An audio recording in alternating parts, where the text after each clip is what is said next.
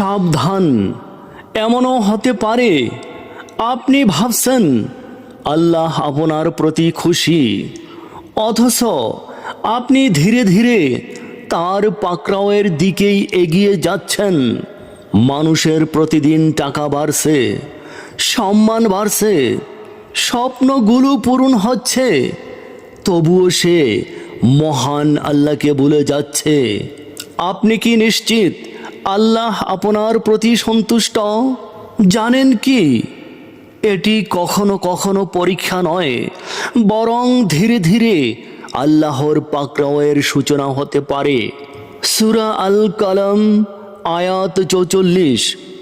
মহান আল্লাহ তাআলা বলেন, যারা এই কোরআনের হাদিসকে অস্বীকার করে তাদের আমার উপর ছেড়ে দাও, আমি তাদেরকে এমনভাবে ধীরে ধীরে পাকড়াও করব যা তারা বুঝতেও পারবে না।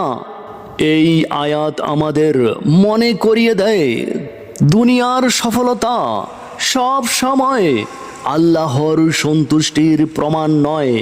তাই আজই নিজের হৃদয়কে প্রশ্ন করুন, আমি কি কোরআনের পথে চলছি, নাকি শুধু মানুষের কথা শুনে দুনিয়ার পেছনেই ছুটছি?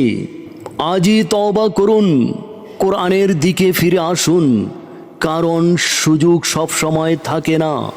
আল্লাহ আমাদের সবাইকে সত্যকে গ্রহণ করার, তার অনুগত্যে অটল থাকার এবং গাফেলতি থেকে বাঁচার তৌফিক দান করুন, আমিন।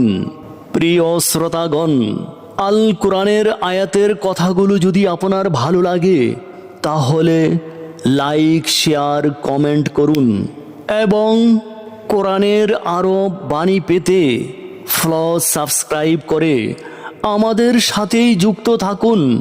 আলহামদুলিল্লাহি রব্বিল আলামিন।